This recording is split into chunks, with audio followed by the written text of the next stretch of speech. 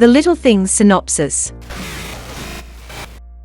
Los Angeles, October 1990. A young woman named Tina Salvatore, Sofia Vassilieva, is driving by herself when a car with an unseen driver comes close to her. The driver goes past her and stops at a stop sign waiting for her. Tina drives past and keeps going. Fearing she is being followed, she stops at a nearby gas station to get help, but the place seems empty. The driver then stops at the same place and gets some items from the trunk. Tina runs and hides from the man until she sees a truck coming up on the road. She stops in the middle and gets the truck driver to stop for her.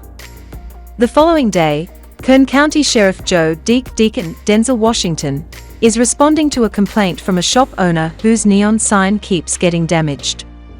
Deke was a former detective who suffered a breakdown after a specific case years earlier, and he now lives alone. He is placed with young hotshot lead detective Jimmy Baxter, Rami Malek, as they gather evidence related to a recent murder case, which may be connected to a series of other murders involving prostitutes.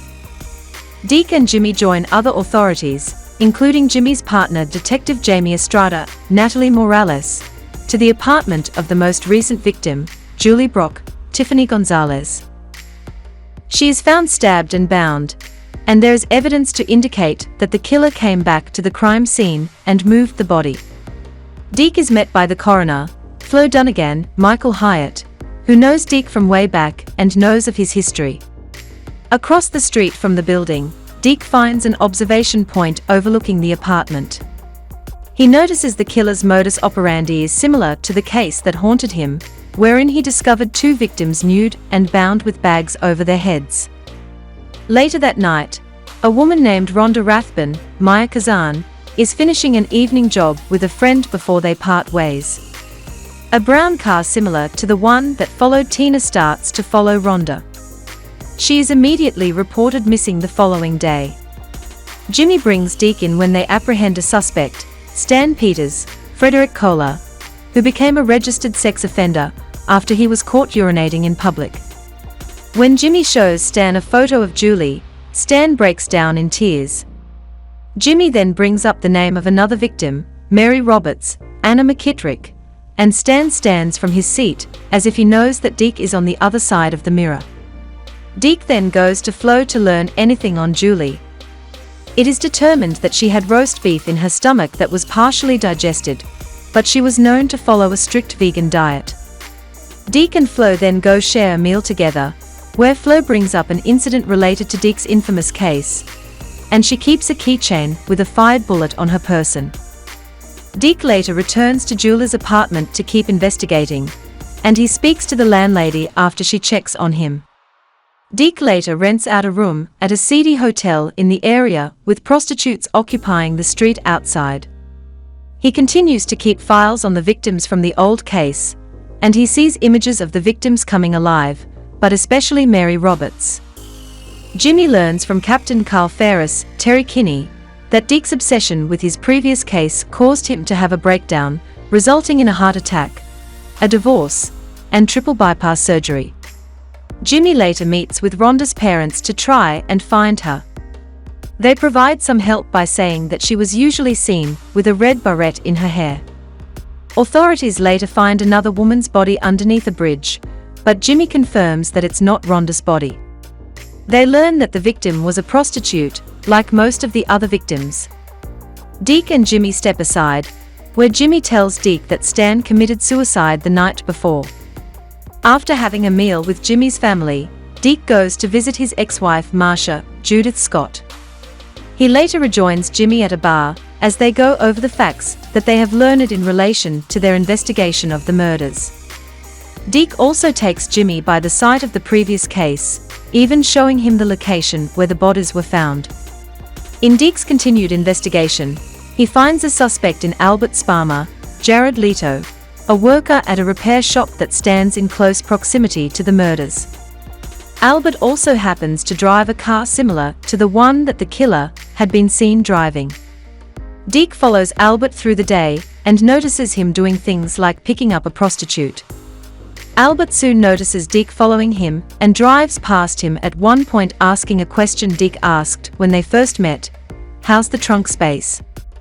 Albert is later brought in for questioning to the precinct. Tina also happens to be there to report the stalking incident from earlier. She sees Albert and appears to recognize him, but when Jimmy and Jamie show her photos of recent perps, she cannot seem to properly identify Albert as the man who stalked her. Jimmy talks to Albert, who admits to having a fascination with serial killers and crimes such as this, even appearing to get aroused at some of the crime scene photos. Dick enters the room and forcibly grabs Albert, shoving him against the wall, which cuts the interrogation short. Jimmy talks to Ferris again and learns that Albert had falsely confessed to a murder 8 years prior, so anything he says is unreliable. He goes to Dick's hotel room and is disturbed by his documents on the previous case, but still asks for his help in trying to nail Albert. They go to his apartment to do a search when he is gone, but they have to flee when other cops from that jurisdiction show up. The next night, Jimmy catches Albert on his own, and the man tells him he can lead Jimmy to where he allegedly hid Rhonda's body, while Deacon follows. Jimmy is led to the desert, where Albert starts messing with him by giving him conflicting locations to the body. Eventually, Albert says he never killed anyone and is just wasting Jimmy's time. As Jimmy keeps digging, Albert taunts him by mentioning his wife and daughters, calling him a bad detective who can't protect his family. Jimmy snaps and whacks Albert across the head with the shovel, killing him. He sits in shock over what he's done as Dick comes to help him.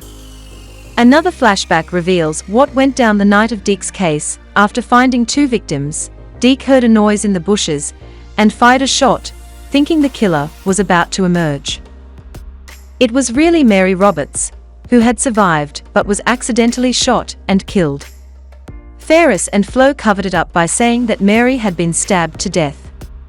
Dick then has Jimmy dig and fill multiple holes before burying Albert in one of them. All the while, Jimmy tries to convince himself and Dick that Albert really was their guy.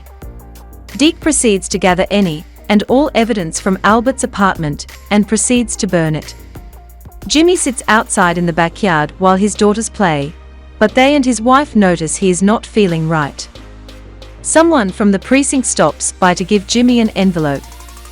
It's from Dick, with a message that reads "No angels," along with a red barrette, leading Jimmy to think that Dick has found the evidence they need to incriminate Albert.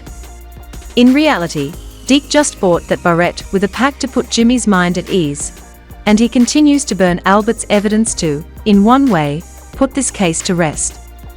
In 1990, Los Angeles is terrorized by a serial killer targeting young women, specifically prostitutes. Sheriff Joe Deacon is paired with young hotshot lead detective Jimmy Baxter to catch the killer. Dick is still haunted from a previous unsolved case from when he worked as a detective, which caused him to have a breakdown and be demoted. Jimmy becomes equally obsessed with the current case when a young woman named Rhonda Rathbun goes missing. The pair find a suspect in Albert Sparmer, a repair shop worker who drives a car similar to the one the killer had been seen with. After bringing Albert in for questioning, he exhibits traits fitting the profile of a serial killer, but he is nothing more than a creepy guy fascinated with serial killers. Jimmy tries to catch Albert after failing to get evidence from his apartment, and Albert says he will lead Jimmy to where he buried Rhonda's body. After wasting his time, Albert says he never killed anyone, but after he taunts Jimmy too much, Jimmy snaps and kills him with a shovel. Dick arrives to help Jimmy get rid of Albert's body, and it is revealed that the earlier case haunted Dick so much because he had accidentally shot and killed one of the surviving victims when he thought that the killer was attacking, and his colleagues helped cover it up. Similarly, Dick is helping Jimmy cover up his own murder. Dick burns all evidence from Albert's place and sends Jimmy a red barrette to make him think that it's the one that belonged to Rhonda. Her parents described it to Jimmy as one of her belongings, to give him closure to the cases, even though they remain unsolved. Okay, if you liked this video, don't forget to click like and comment down below. See you in the next video.